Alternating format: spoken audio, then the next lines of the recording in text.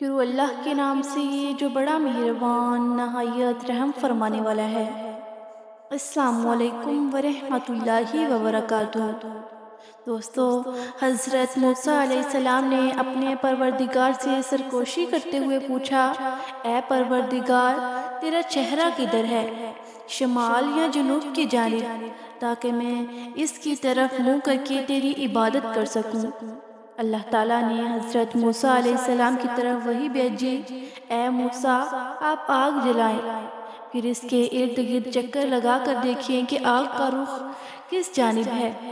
حضرت موسیٰ علیہ السلام نے آگ روشن کی اور اس کے ارد گرد چکر لگایا، دیکھا تو آگ کی روشنی ہر چار سو یکساں ہے۔ چنانچہ دربار الہی میں عرض کیا، پروردگار، میں نے آگ کا رخ ہر جانب یکساں ہی دیکھا۔ اللہ تعالیٰ نے فرمایا، اے موسیٰ، میری مثال بھی ویسے ہی ہے۔ حضرت موسیٰ علیہ السلام نے پوچھا، اے پروردگار، تو سوتا ہے یا نہیں؟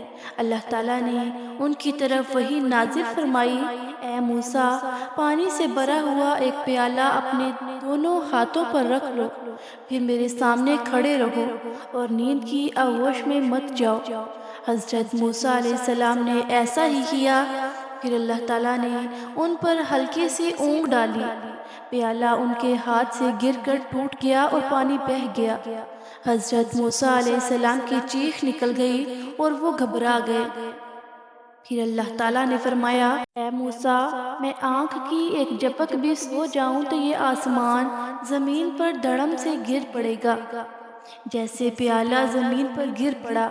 اور یہ اللہ تعالیٰ کے اس قول کی طرف اشارہ ہے، یعنی بات ہے کہ اللہ تعالیٰ آسمانوں اور زمین کو تھامے ہوئے ہے کہ وہ ٹل نہ جائے، تو پھر اللہ کے سوا اور کوئی ان کو تھام بھی نہیں سکتا، وہ حلیم و غفور ہے۔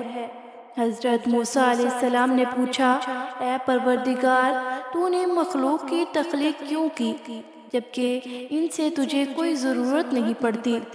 اللہ تعالیٰ نے فرمایا، میں نے ان کی تخلیق اس لیے فرمائی تاکہ یہ مجھے پہچانے، مجھ سے اپنی مرادیں مانگے اور میں ان کی مرادیں پوری کروں، اور میری نافرمانی کے بعد مغفرت و بخشش کی درخواست لے کر میری خدمت میں حاضر ہوں، اور میں ان کے لیے مغفرت و بخشش کا پروانہ جاری کروں۔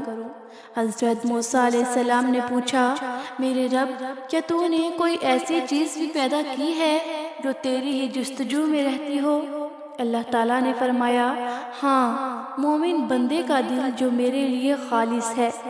حضرت موسیٰ علیہ السلام نے پوچھا، یہ کیسے؟ اے پروردگار، اللہ تعالیٰ نے موسیٰ علیہ السلام سے فرمایا، جب مومن بندہ مجھے نہیں بھولتا تو اس کا دل میری یاد سے لبریز رہتا ہے، اور میری عظمت اس پر محیط رہتی ہے، اور مجھے جو یاد کرتا ہے میں اس کا ساتھی بن جاتا ہوں۔ دوستو، امید ہے کہ آپ کو ہماری ویڈیو اچھی لگی ہوگی۔ مزید اس طرح کی ویڈیوز دیکھنے کے لیے ہمارے چینل کو لائک کریں، سبسکرائب کریں، شیئر کریں اور ساتھ لگے بیل آئیکن کے بٹن کو پریس کریں تاکہ ہر نئے آنے والی ویڈیو آپ تک بآسانی پہنچ سکے۔